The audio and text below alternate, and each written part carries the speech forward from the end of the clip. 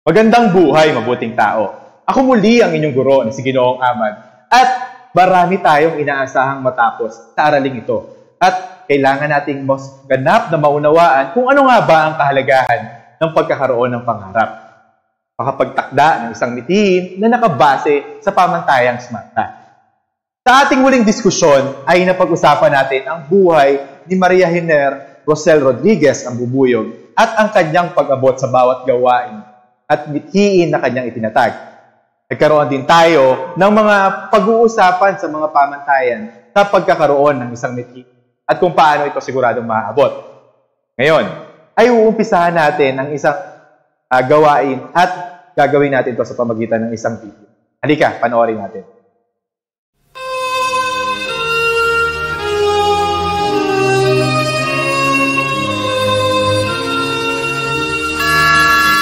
เราจะบินเป็นคนหูหนวกแล้วจะเล่นไวโอลินเธอจะบ้าเหรอทำไมไม่ไปเรียนวิชาอื่นเสียเวลาคนอื่นเขา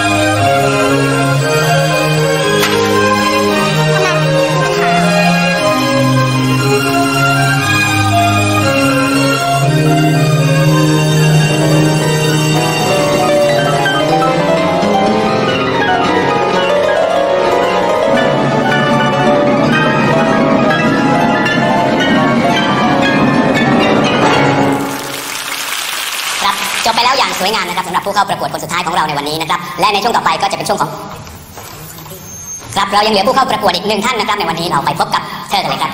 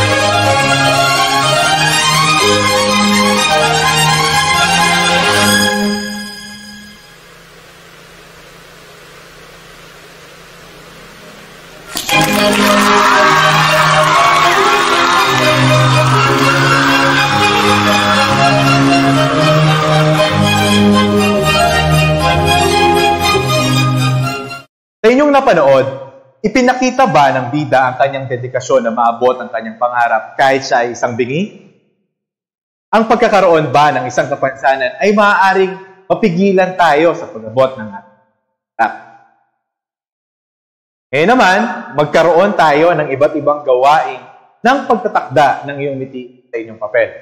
Gawin natin ang mga sumusunod. Una, isulat ang itinakdang mithiin. Ikalawa, isulat ang takdang panahon ng pagtupad ng iyong.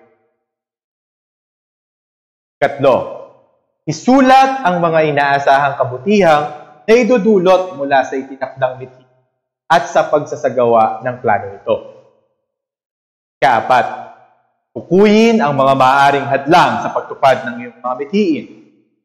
Ikalima, isulat ang mga solusyon o mga balakid o hadlang. Ngayon naman ay isagawa natin ang mga sumusunod. Tayain mo ang iyong ginawang pansariling mithiin kung tumutugon ang mga ito sa mga pamantayan ng pagtakda ng mithiin. Gawin ito at sagutan sa papel.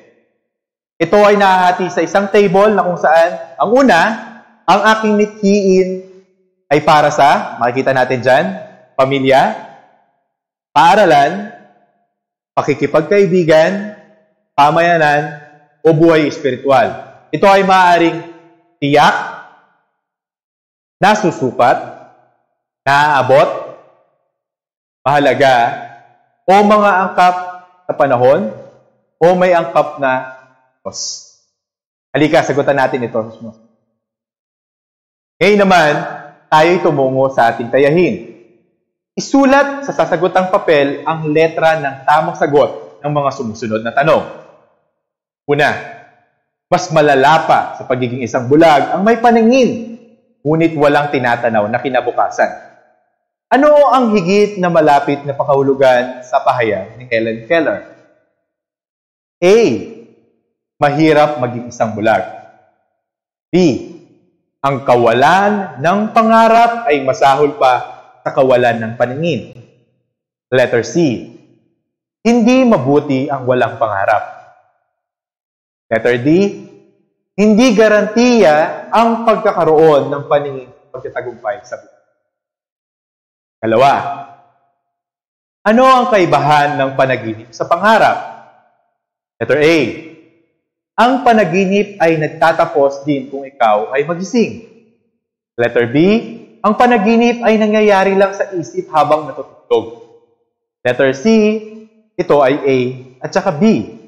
Letter D. Wala sa nabanggit. Katlo. Ano ang kaibahan ng pagpapantasya sa pangarap? Letter A. Ang pagpapantasya ay likha ng malikhaing isip. Letter B. Ang pagpapantasya ay panaginip ng gising. Letter C. Ang pagpapantasya ay ginawa ayon sa kagustuhan na nagpapantasya. Letter D. Ito ay A at B. Kaapat.